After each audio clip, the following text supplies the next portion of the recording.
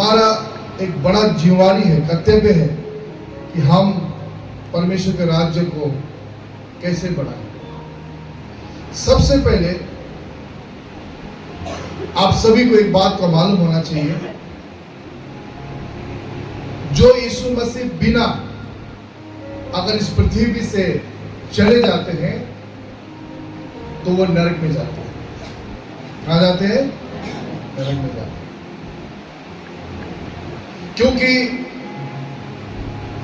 मनुष्य पापी है और पाप की मजदूरी क्या है?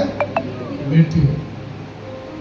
तो अगर प्रभु यीशु मसीह को बिना जाने कोई व्यक्ति संसार से चला जाता है या मर जाता है तो उसका आत्मा जो है वो नरक में जाता है। इसलिए परमेश्वर ने हम लोग नाश ना हो बोलकर, हमारी आत्मा नरक ना जाए कहकर आज से 2000 साल पहले अपने पुत्र यीशु को भेजा।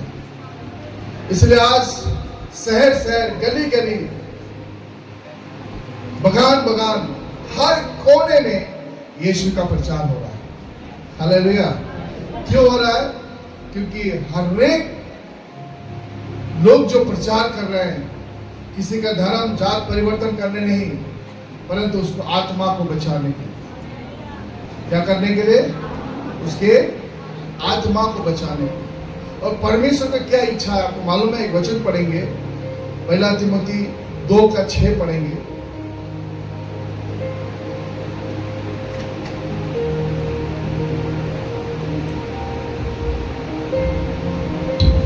जिसने अपने आप को सबके छुटकारे के दाम में दे दिया।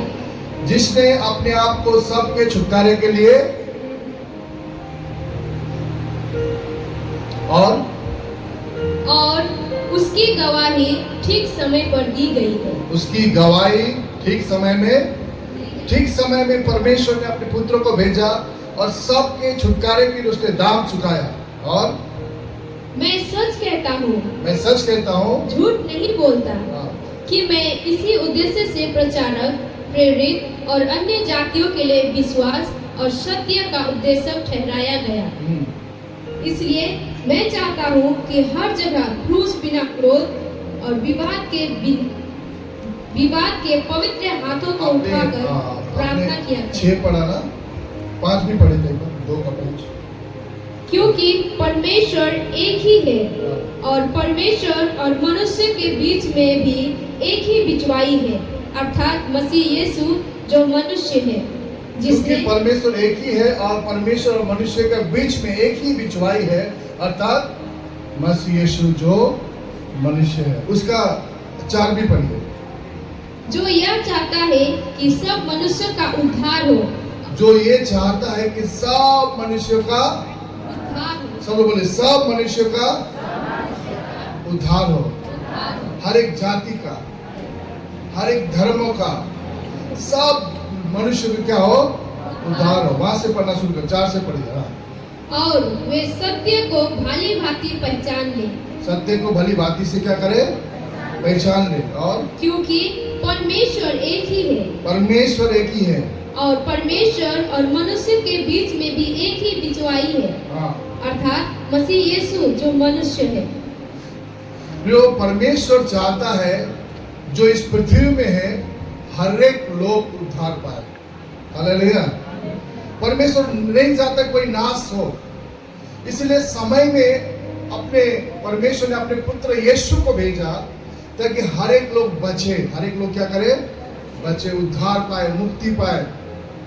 क्योंकि यीशु के बिना हमारी आत्मा जो है नरक जाएगा।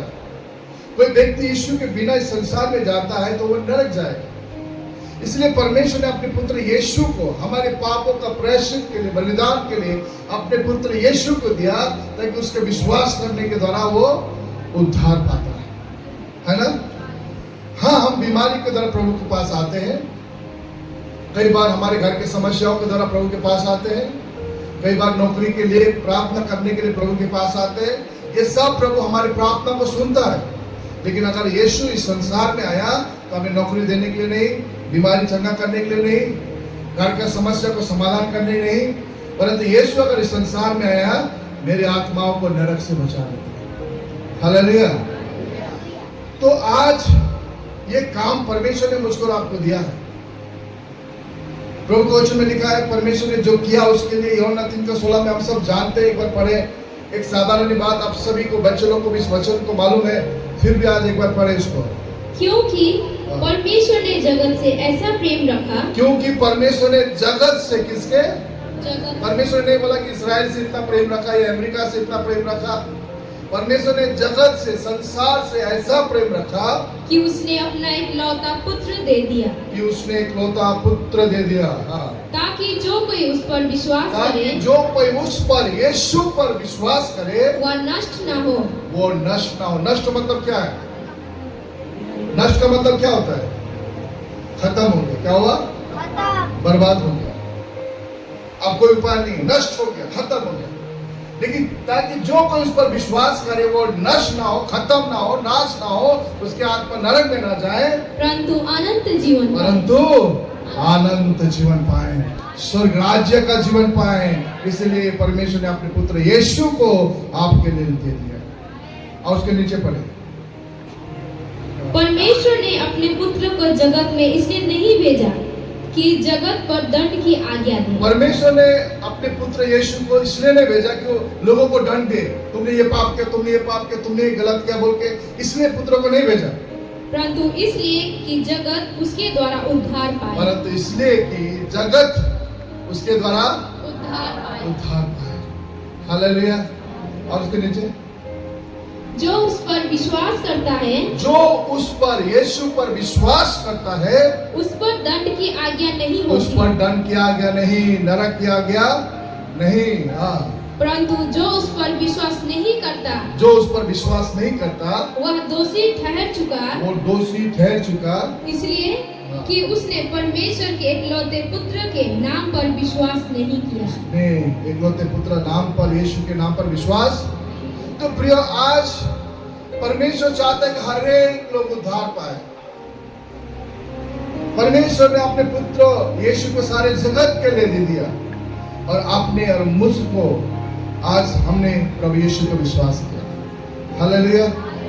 तो प्रिय, आज ये बड़ा जीवानी परमेश्वर ने आपको और मुझको दिया। आपने प्रभु यीशु मसीह को जाना आपने प्रभु यीशु को, आपने उद्धार पाया। अब हमारा कर्तव्य है कि परमेश्वर का सुसमाचार का संदेश जो प्रभु को नहीं जानते उसके पास पहुंचाने के लिए। आमीन। तो कुछ टिप्स बताऊंगा आज मैं आपको, जो साधारण है, वो टिप्स जो कैसे हम सुसमाचार को सुना सकते हैं। आमीन। तो सबसे पहले, अगर आप जहां पर सुसमाचार सुनाने जाते हैं, तो सबसे पहले आप प्रश्न करके शुरू करें। क्या करके शुरू करें? आपका नाम क्या है? आप कहां से हो? या आप किसी के घर में जा रहे हैं, वो बीमार है, ये बीमार कब से है? आपके परिवार में ये समस्या कब से? वो बताना शुरू करेगा। वो क्या करना शुरू करेगा? बताना शुरू करेगा। और आप ये प्रश्न करते हुए साथ साथ में आप उसके हित के लिए बात करें, या उसको ऐसा बात करें उसको दिल को लगे। आप बोलिए, मैं आपका दुख के साथ में हूं, मैं आपका दर्द को एहसास कर रहा हूं, और मैं चाहता हूं कि आप इस बीमारी से क्या करें? ठीक हो जाए। हालेलुया। अगर आप उसको ऐसा बोलेंगे कि मैं आपको उस बीमारी को एहसास कर रहा हूं, मैं आपके दुख के साथ में हूं, और मैं चाहता हूं कि आप इस बीमारी से क्या हो जाए? चंगा हो जाए, तो वो आपके बात को सुनना चाहेगा। हालेलुया। हमें एक ही बार सुसमाचार नहीं सुनाना है, पहले हमें ऐसा कुछ प्रश्न करना है, ऐसे कुछ बातें करना है ताकि वो जवाब दे सके। आमीन। और उसके बाद में उससे सुनना है। अब उस सुनने के समय में वो शायद 10 मिनट बोलेगा या आधा घंटा बोलेगा, उसके बाद तो क्या करना है? आपको सुनना है। वो बहुत कहानी बताएगा, मैंने ऐसा किया, मैंने ओझा के पास गया, मैंने इसके पास गया, ये नहीं हुआ, मैंने इतना पैसा खर्च किया। आप सुनते रहिए, उसके बाद क्या करते रहिए, क्योंकि वो व्यक्ति आपका बात को सुनना आपको अपना बात क्या करना चाहता है? सुनाना चाहता है वो। और जब आप उसको सुनेंगे तो अपने आप को खाली होना शुरू करेगा। क्या करना शुरू करेगा? खाली होना शुरू करेगा। उसका हृदय में अपनी बातों को आपको रखना शुरू करेगा। और जब उसकी बातों को सुनने के बाद अब दूसरा काम आपको क्या करना है मालूम है? दूसरा काम उसको ये बोलना है कि आप जिस दर्द से, जिस मुसीबत से गुजर रहे हैं, मैं जानता हूं और उस दर्द के लिए मैं आपके लिए प्रार्थना करूंगा। क्या करूंगा? क्योंकि हमारा समाज एक ऐसा समाज है जहां पर अच्छे समय में सभी लोग होते हैं, सभी लोग आते हैं, सभी लोग मिलते हैं, लेकिन मुसीबत के समय में कोई नहीं आता है। तो उस मुसीबत के समय में जब कोई नहीं आता, जब आप पहुंच रहे हैं और आप उसके हित की बात कर रहे हैं और उसकी सुन रहे हैं, तो आपने उसका दिल में जगह बना रहे हैं। आमीन। और उसके बाद आप बोल रहे हैं कि मैं आपके लिए प्रार्थना करूंगा और मैं चाहता हूं कि आप जल्दी ठीक हो जाए, मैं चाहता हूं कि आप जल्दी ठीक हो जाए। और उसके बाद आप उसके लिए क्या करना है? अपना गवाही बताना है। क्या बताना है? हम सब का गवाही है कि नहीं है? कितने लोगों के पास गवाही? हाथ उठाइए। हम सब के जीवन में परमेश्वर ने अद्भुत काम किया है। हालेलुया। अपनी गवाही को रखिए। आप अपना गवाही को कि कैसे परमेश्वर ने आपके जीवन के द्वारा बड़े बड़े काम किया है। हालेलुया। कैसे परमेश्वर ने जीवन के द्वारा आपके बड़े बड़े काम किए, उन गवाही को 10-15 मिनट तक उस गवाही को रखिए आप। अब जब उस गवाही को रखेंगे ना, उसका मन में विचार में क्या आएगा मालूम है? उसका मन में ये विचार आएगा, ये ठीक होगा तो मैं भी ठीक हो सकता हूँ। हालेलुया। तो उसको ये लगेगा कि ये आदमी ठीक हो गया तो मैं भी क्या करूं? ठीक हो सकता हूं। तब वो बोलेगा, वो खुद बोलेगा आपको, मैं भी चाहता हूं कि मैं भी ठीक हो जाऊं। हालेलुया। आप ये कभी भी मत करना। कुछ लोग ऐसा बोलते हैं, कई जगह में ठीक होता है, कई जगह में ठीक नहीं होता है। कुछ लोग क्या बोलते हैं? विश्वास करो तो चंगा मिलेगा, विश्वास करो तो, शायद आप में से कई लोग बोलते भी हो, विश्वास करो तो क्या मिलेगा। लेकिन मैं आपको बोलता, जिसको यीशु के विषय में सा भी मालूम नहीं है, जिसको विश्वास के विषय में बा भी मालूम नहीं है, तो वो कैसे विश्वास करे? वो तो अपने ही बारे में चंगा होने के लिए चाहेगा ना। हमको क्या बोला मालूम है? अपने घड़ी डिटर्जेंट पाउडर के बारे में सुना है? ऐड उसका देखा है? कितने लोगों ने पता है? क्या बोलता है? पहले इस्तेमाल करो। हमारा भी ऐसे होना चाहिए। हालेलुया। पहले इस्तेमाल करो फिर, और आप पहले विश्वास करना है। तो विश्वास करने से उनको क्या लगता है मालूम है? तब तो धर्म छोड़े पड़ी बोलेगा। तो फिर क्या बोलेगा? मोर बाबा की पुचक चाहिए, मोर खानदान के पुचक चाहिए, बोलेगा। हमको उनको, हम अगर विश्वास करो बोलेंगे ना, वो समझेगा धर्म परिवर्तन करो, वही समझेगा ना। आपको तो विश्वास है, विश्वास के बारे में बोलेंगे, लेकिन उनको लगेगा कि आप धर्म परिवर्तन करा रहे हैं।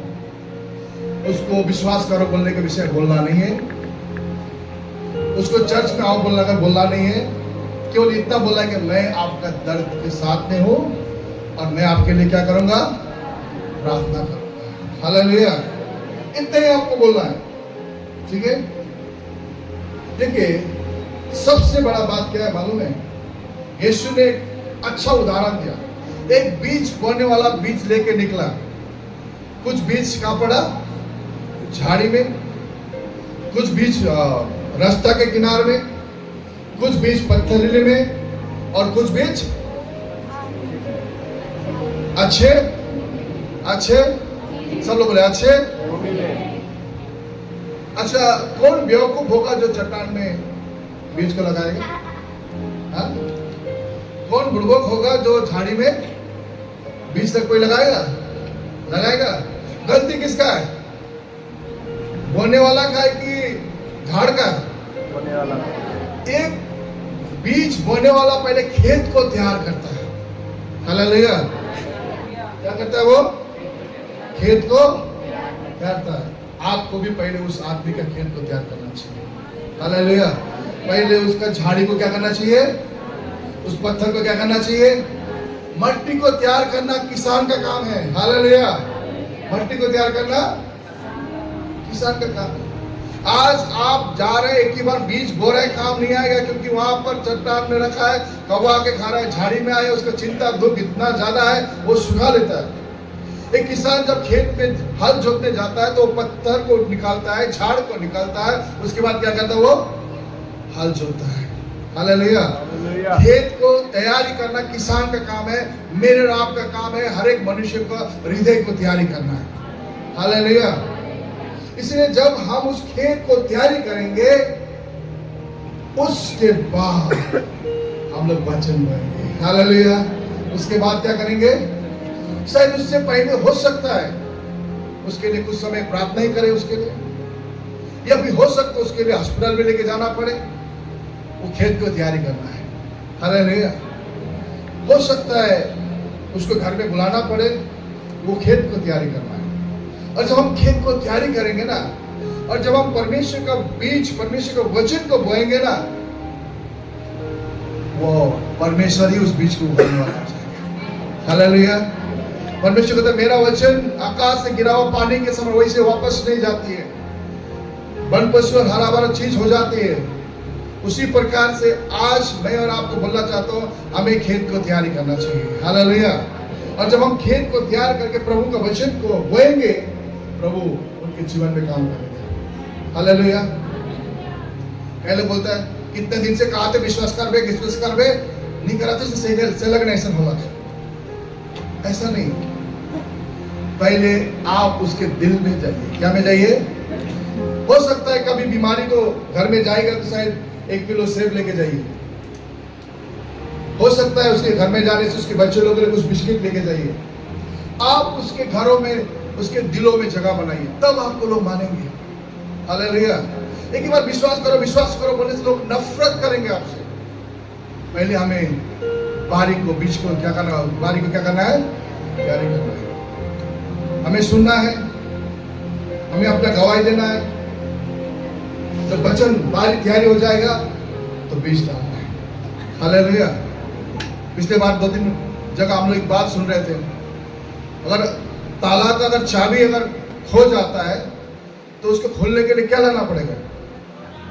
क्या लाना पड़ेगा? हथौड़ा घुसेगा ऊपर से, एक बार में भी नहीं टूटेगा। 1 बार मारो, 2 बार मारो, 3 बार मारो, ताला तो खुल जाएगा लेकिन बर्बाद हो जाएगा। लेकिन उसी जगह में हथौड़ा ऊपर से मारता है इसलिए नहीं टूटता है, लेकिन चाबी जब उसका दिल के गहराई में जाके टक खुल जाता है। इसलिए हमारा काम लोगों का दिल में जाना है। हालेलुया। कई साल पहले से मैं एक बात को सिखा रहा हूं, हमें लोगों से पहले कनेक्ट होना है। क्या होना है? उसके बाद कनेक्ट करना है। कनेक्ट मतलब उनके साथ मिलना है। यीशु मसीह के विषय में लिखा है, यीशु मसीह पापियों के बीच में रहा। यीशु मसीह पापियों के बीच में, वेश्या लोगों के बीच में रहा, चुंगी लेने वाला के बीच में रहा, पापियों के बीच में रहा, उनसे प्यार किया, उनको दोष नहीं दिखाया, उनसे प्यार किया। हमेशा मैं एक बात बोलता हूं, जब अगर कपड़ा धोते हैं तो आप एक ही बार कपड़ा के ऊपर साबुन लगाते हैं? ऐसा होता है क्या? पहले आप उस कपड़ा को पानी से भिगोते हैं। क्या करते हैं आप? वो पानी से भीगने के बाद जब जाके साबुन लगाने से वो दाग निकलता है, उसी तरह हम लोगों का हृदय में भीगना चाहिए, लोगों में मिलना चाहिए, हमें घुल मिल जाना चाहिए, तब जाके उनके जीवन में सुधार होता है। फिर मैं आज आपको बोलना चाहता हूँ, परमेश्वर का प्यार लेकर जब हम लोगों के हृदय के पास जाएंगे ना, हर एक लोगों का हृदय बिगड़ सकता है। हालेलुया। कठोर हृदय, घमंडी हृदय, नफरत करने वाले हृदय को यीशु मसीह का प्यार और पवित्र आत्मा उसे ठीक कर सकता है। हालेलुया। और उसके बाद जब हम प्रार्थना करेंगे, उस प्रार्थना में बड़ा सामर्थ्य है। याकूब का पत्री 5 का अगर आप 15 पढ़ेंगे, वहां पर लिखा है प्रार्थना में क्या सामर्थ्य है।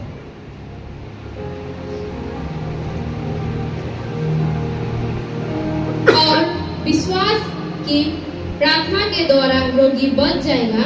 जब आप वचन सुनाने के बाद उसके दिल में विश्वास आएगा। क्या आएगा? जब वो सीढ़ी को पार करने के बाद जब वो यीशु का प्रेम और यीशु को जानना शुरू करेगा और विश्वास का प्रार्थना से क्या हो जाएगा? रोगी बच जाएगा। हालेलुया। विश्वास का प्रार्थना से रोगी क्या हो जाएगा? बच जाएगा। वो बीमारी, वो गरीबी, वो समस्या, जो भी तकलीफ, वो छुटकारा होना शुरू करेगा और रोगी क्या हो जाएगा?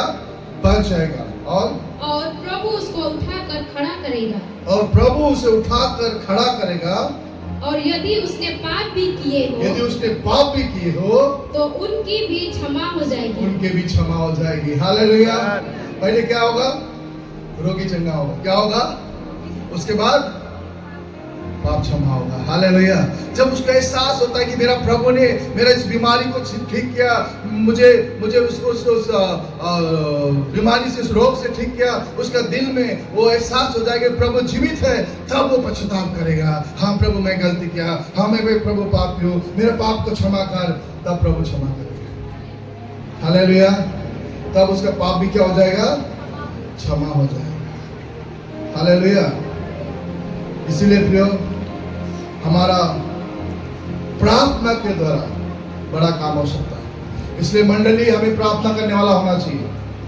क्या होना चाहिए? हमें कहीं जाने से पहले किसी के विषय में प्रश्न करना चाहिए, सुनना चाहिए, गवाही देना चाहिए और सुसमाचार सुनाना चाहिए और प्रार्थना करना चाहिए। आप में से जितने भी लोग हैं, आप घर में लगातार मंडली के लिए, हम जो प्रभु की सेवा का ही करते हैं, उनके लिए प्रार्थना करना चाहिए। कितने लोग प्रार्थना करते हैं हमारे लिए? करते हैं? हमारे लिए प्रार्थना करते हैं। जो मंडली प्रभु के दास दासियों के लिए प्रार्थना करता है, वो मंडली अद्भुत काम करने वाला है। आपका जिम्मेवारी ये है कि आप वचन सुनाने वाला बने, गवाही देने वाला बने और प्रार्थना करने वाला बने। और जब आप प्रार्थना करेंगे, परमेश्वर बड़ा बड़ा काम करने वाला हो सकता है। अब यदि प्रेरित के किताब पढ़ेंगे, 12 का 5 और 8 पढ़ेंगे, क्या लिखा है? पढ़िए।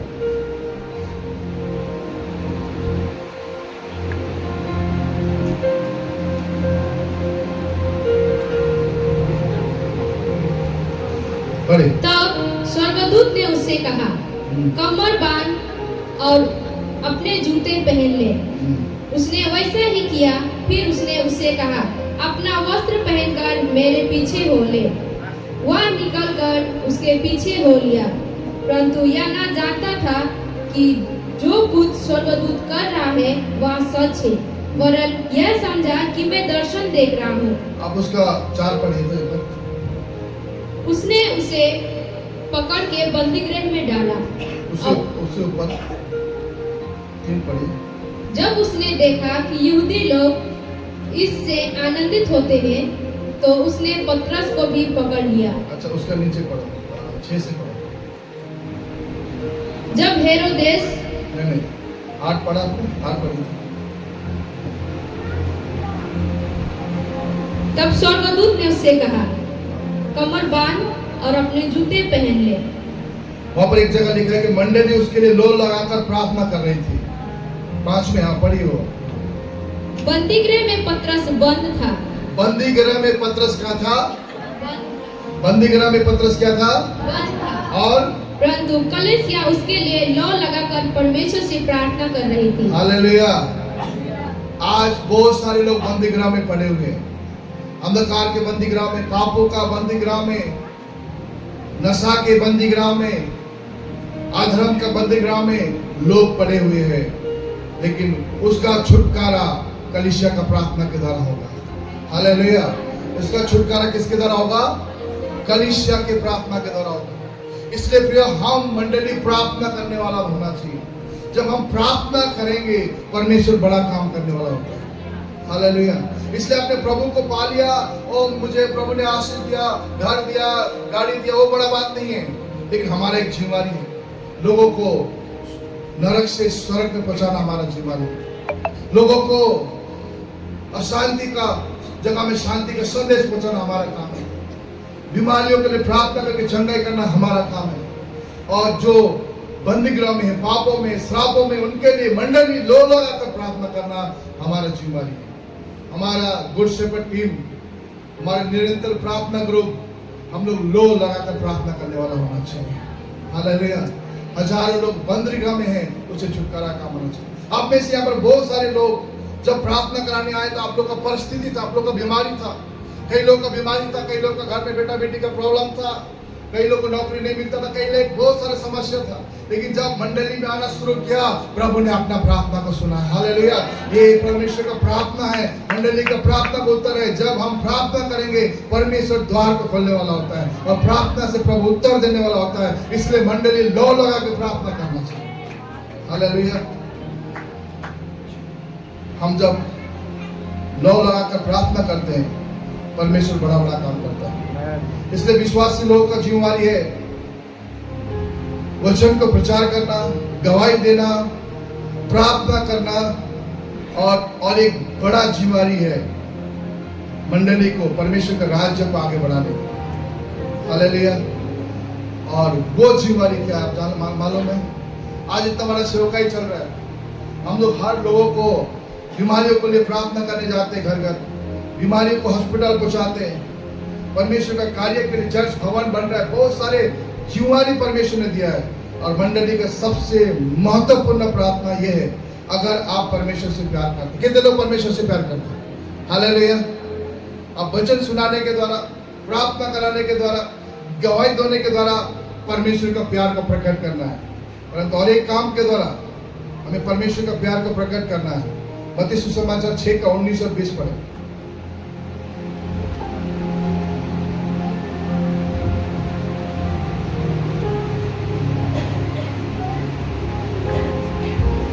उसने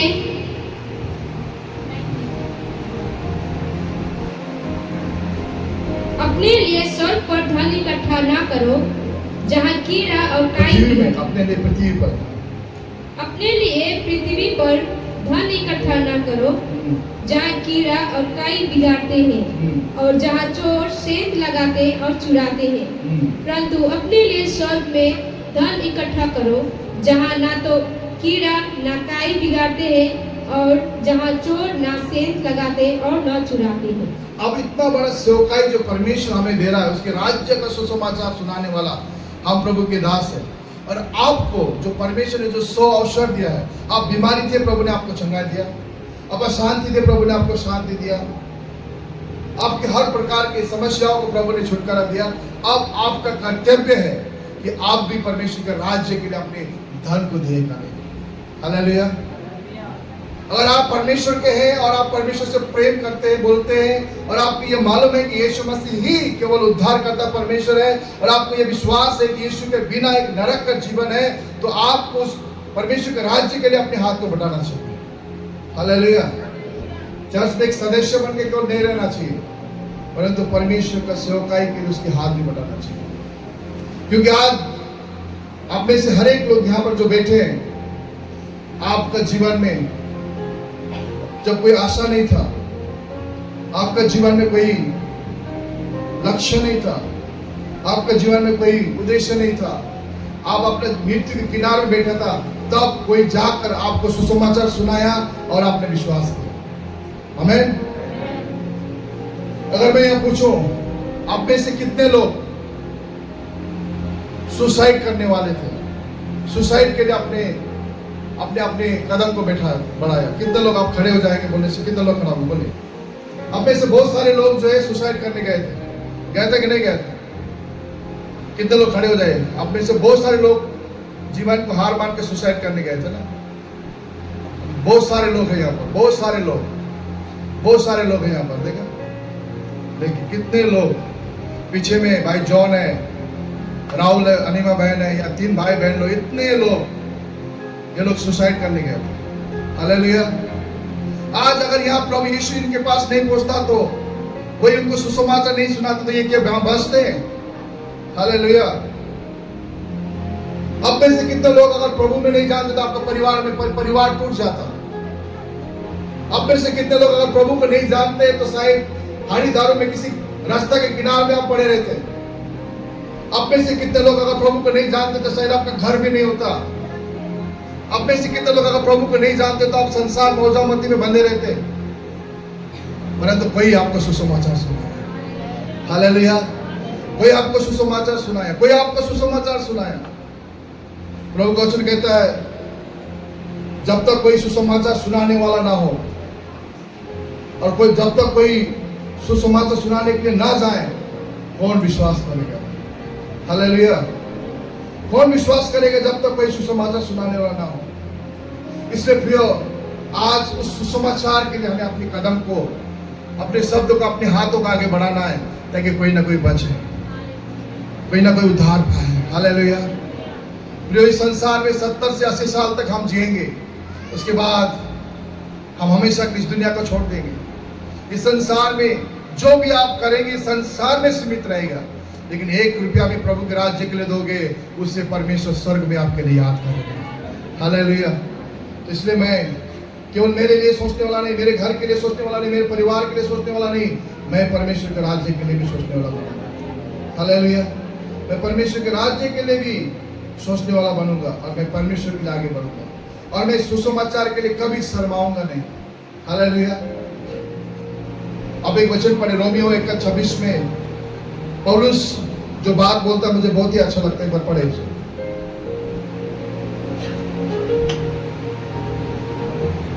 इसलिए परमेश्वर ने उन्हें नीच कामनाओं के वश में छोड़ दिया। रोमियो 1:26 है, 2:26 पढ़ो।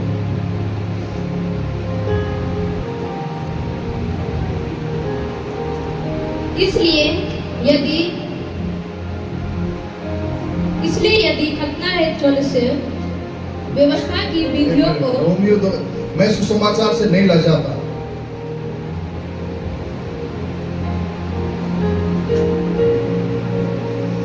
एक का 16 पढ़े सर, 16। क्योंकि मैं सुसमाचार से नहीं लजाता, क्योंकि मैं सुसमाचार से नहीं नहीं लजाता। हालेलुया। और इसलिए कि वह हर एक विश्वास करने वालों के लिए, पहले तो यहूदी फिर यूनानी के लिए उद्धार के निमित्त परमेश्वर की सामर्थ्य है। मैं सुसमाचार के लिए नहीं लजाता, क्योंकि यहूदी, ज्ञानी, अनपढ़, धनी, गरीब सभी के लिए उद्धार का कारण है। मैं सुसमाचार के लिए नहीं शर्माता। हालेलुया। प्रियो, क्यों मैं सुसमाचार के लिए नहीं लजाता? क्योंकि यीशु ने मेरे लिए नहीं लजाया। मेरे लिए 2024 साल पहले मानव रूप धारण करके इस पृथ्वी में आया, राजाओं के राजा, प्रभु का प्रभु चरनी में पैदा हुआ। वो परमेश्वर, सारा सृष्टि का मालिक, गौशाला में पैदा हुआ। वो मेरे लिए नहीं लजाया, और जब समय हुआ तो मेरे लिए उसके मुख में थूका गया, वो नहीं शर्माया। मेरे पापों के लिए उसके शरीर के हर एक जगह में घोड़ा लगाया गया, मेरे लिए वो नहीं शर्माया। मेरे लिए थूका गया, मेरे लिए घोड़ा खाया गया, मेरे लिए नंगा क्रूस में मारा, वो मेरे लिए नहीं शर्माया। और उस परमेश्वर ने मेरे उस दरिद्र जीवन को, मेरे पापों को अपने ऊपर लेकर मुझे उद्धार दिया, तो मैं सुसमाचार में क्यों लजाऊं? हालेलुया। इसलिए चाहे बस में हो, चाहे ट्रेन में हो, चाहे गांव में हो, या बगान में हो, सुसमाचार सुनाते रहिए। हालेलुया। गवाही सुनाते रहिए, प्रार्थना करते रहिए। जो परमेश्वर ने आपको जीवन दिया है, अब आपका कर्तव्य है कि आप दूसरों को सुसमाचार सुनाएं। हालेलुया। मैंने आपको कई बार बोला दिल्ली का घटना। कई साल पहले जब मैं दिल्ली में सेवकाई करता था, तो एक गांव में प्रभु हमको लेके गया। प्रभु ने बोला मुझे एक घर में जाओ और उसका दरवाजा खटखटाओ। अब मैं दरवाजा खटखटाया, 10 मिनट तक वो आदमी नहीं निकला। 10 मिनट बाद मुश्किल से उसने दरवाजा खोला, और जैसे खोला मैंने ट्रैक्स दिया, क्या है बोल के वो पूछा मुझको। मैंने बोले प्रभु का ट्रैक्स है। उसने धड़ाम से दरवाजा बंद किया। मुझे लगा ये आदमी बहुत गुस्सा में है, बहुत चिड़चिड़ा है। उसके बाद फिर मैं सारे जगह में ट्रैक्स बांट के आया। हम लोग 6 महीने बाद फिर उस गांव में गए। परमेश्वर ने कहा फिर उस घर में जाओ। मैंने बोला प्रभु वो घर तो एकदम, वो आदमी बहुत कठोर है, गुस्सा करने वाला है, मैं नहीं जाऊंगा। प्रभु ने बोला नहीं, तुम उस घर में जाओ। बहुत मुश्किल से हृदय बनाकर, बिना शर्म के मैं उस घर को खटखटाने लगा। खटखटाया, नहीं खोल रहा, खटखटाया, नहीं खोल रहा है। तीसरा बार जब खटखटाया तो दरवाजा खोला, वही आदमी, तुम अंदर आओ बोलता है। मैं अपने आप में सोचने लगा, ये आदमी आज उसको अंदर क्यों बुला रहा है। मैं बोला ये पर आप सुनिए, नहीं तुम अंदर आओ। पंजाबी आदमी था, और पंजाबी लोग बिस्तर में लोगों को बैठा था, गाँव यहाँ पर बैठो बोला। मैं बोला ये आदमी क्या करने वाला है मुझे पता नहीं। ये मुझे आज क्यों ऐसा बुलाकर बिस्तर में वो बैठा रहा है मुझको। उसके बाद मुझे उसने क्या बोला मालूम है? जब तुम 6 महीना पहले मेरे घर में आया था, मेरा पत्नी मेरा नाश्ता पीने के कारण से मेरा पत्नी मुझे छोड़ के चली गई, मेरे बच्चे लोग छोड़ के गए, मैं मेरा जीवन निराश होकर, मैं दुखी होकर, हताश होकर उस दिन मैं सुसाइड करने वाला था। और मैं पंखा में रस्सी लगा रहा था सुसाइड करने के लिए। परंतु यहाँ रस्सी लगा रहा हूं मैं और तुम दरवाजा खटखटा रहा है। यह रस्सी लगा रहा हूं मैं वहां दरवाजा तो खटखटा। मुझे गुस्सा आया और मैंने सोचा चलो मरने से पहले एक बार देख के आता हूं कौन है बोल के। और मैं दरवाजा खोला तो तुम था और तुम तो चला गए। वो कागज तुमने दिया था मुझे, उसमें लिखा था तुम्हें नहीं, तुम्हारे पाप के लिए यीशु मसीह क्रूस में मरा है। हालेलुया। और उस व्यक्ति ने उस किताब को पढ़ा और उस किताब में लिखा था कि हर एक पाप के ऊपर यीशु मसीह क्रूस में मारा गया। उसने बोला मैं आज जीवन सुधर गया हूँ, मेरा पत्नी मेरा घर सब वापस आ गया है और मैं तुमको ढूंढ रहा था, तुम कहाँ, आज तुम मिल गया, चाय पानी पी के जाओ। हालेलुया। यीशु मसीह आज भी आपके द्वारा लोगों का इंतजार करता है। हालेलुया। आज कहीं घर सुसाइड करने वाला है प्रियो। हालेलुया। कहीं घर डिवोर्स होने वाला है, कई लोग अपने बाल बच्चे लोग ड्रग एडिक्ट होने वाला है। कौन जाएगा? हालेलुया। केवल आप अपने चंगाई के लिए विश्वास करते, शर्म की बात है। केवल आप अपने घर गाड़ी के लिए विश्वास करते, शर्म की बात है। परमेश्वर ने आपको इसलिए चुना है कि आपके द्वारा दूसरे कोई बचे। हालेलुया। और आज हर घर आपका इंतजार कर रहा है, हर लोग आपका इंतजार कर रहा है। शांति का संदेश आपके पास है, छुटकारा का संदेश आपके पास है, उद्धार का संदेश आपके पास है। यशायाह को प्रभु कहता है, ये वचन पढ़े मुझे बहुत ही अच्छा लगता है। यशायाह को प्रभु कहता है, यशायाह 6:8 पढ़े।